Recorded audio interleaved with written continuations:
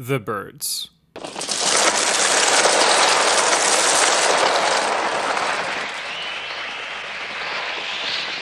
The Birds is one of Alfred Hitchcock's classics, and now that I've seen it, I'm not surprised how much people talk about it and praise this movie. And after seeing it, I wouldn't be surprised if something like this happened, like something similar. People would just drop to their knees and start worshiping any kind of bird god, like Horus or Thoth. We're not worthy! We're not worthy! Seriously, these birds take the term overwhelming odds to the next level, but before I go any further, let's get spooky.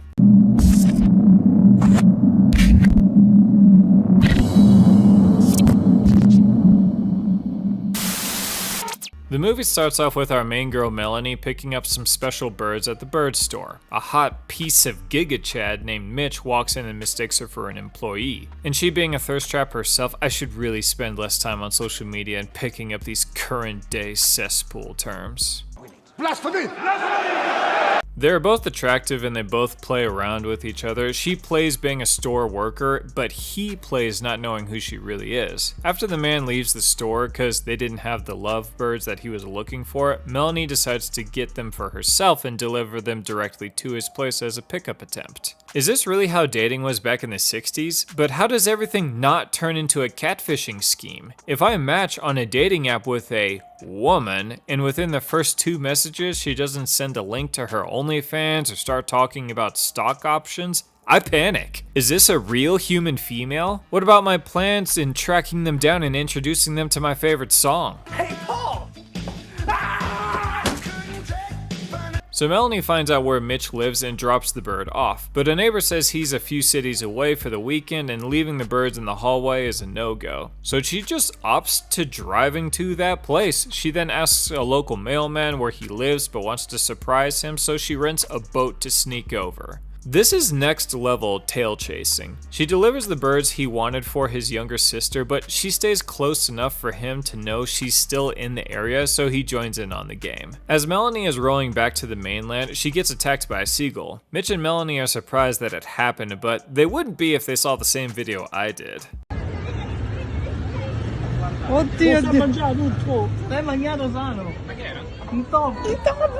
I still think about this vid from time to time. Fucking gets to me. Melanie and Mitch get her wound cleaned up and invites her over to dinner to meet the family. At the dinner, the sister really likes her and insists on her going to her birthday party the next day. Melanie reluctantly agrees and stays the night at the local teacher's place, who just so happens to be an old fling of Mitch's. But she's cool, she doesn't go all axe murderer on her ass. But a seagull does slam into the window and breaks its neck. Something is going on with these birds. How funny that this movie is also called Der Birds. Do you think so? The next day at the party, everyone is having a good time, despite the fact that Mitch's obsessed mother, Lydia, won't let him go. One of the people there is an ex who still loves him, and also, Mitch and Melanie have only met twice, so they could easily start hating each other at like any time. But the birds ain't letting people enjoy their lives today and attack the party. No one is safe. Kids are getting swarmed, parents are trying their best to keep them safe. I think it's time we call Robert Pattinson.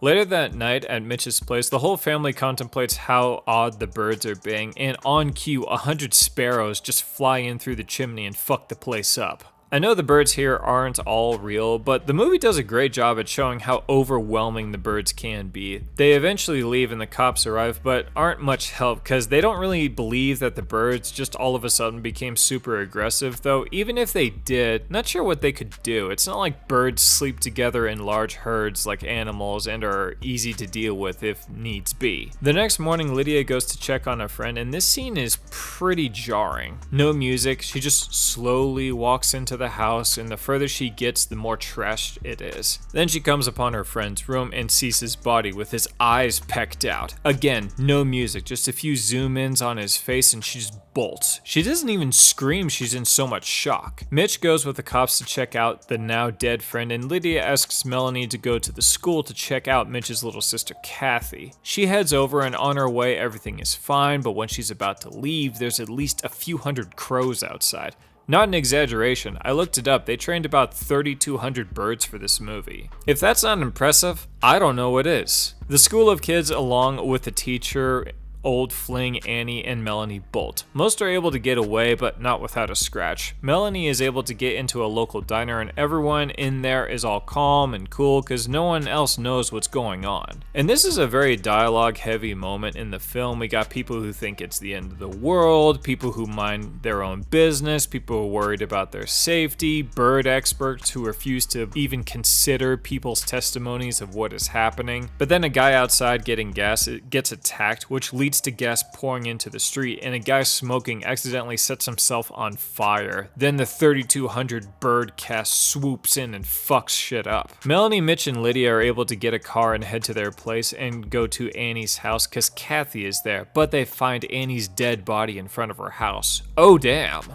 Like, for a 60s movie, this movie is really good at giving me a shake. They grab Kathy and head to their place to board it up. No one seems to be coming for help because no one really knows about it. Melanie walks around the house and everything is quiet, but opens a door to a room upstairs and there's a hole in the ceiling and there's like 100 birds in there. They pounce on her. The door slams behind her and she can't even get a scream out. It looks like our girl is done for, but Mitch is able to get in and pull her out. They bandage her up and they decide to make a break for it when the current attack calms down. Mitch goes for a car outside very carefully because their place is surrounded by zounds of birds. You can thank Heroes of Might and Magic for teaching me that word. Mitch is able to grab the car and carefully get it in front of the house, and the family gets in and they carefully flee, and the movie ends just like that. This was a very solid old movie. I already gave all the praise I could. Just one or two things I'd change would be Melanie surviving her attack. What? Oh, come on! I know, but I really thought she was done for, and I thought it would have really sold an even more bleak ending. I did like the character, just want to be clear about that. Also, I thought the ending was too abrupt. Looking up online, I am seeing that people are saying the movie is just another nature fighting back against man story. At least it didn't go the happening route. Talking to a plastic plant. I'm still doing it. Even though they brought up that idea in the diner scene before, it was just a one-time thing. I never got that impression throughout the whole film. There may be other interpretations out there, and maybe I'm not enough of a movie snob to see it, but a very solid movie. Next up is Malum.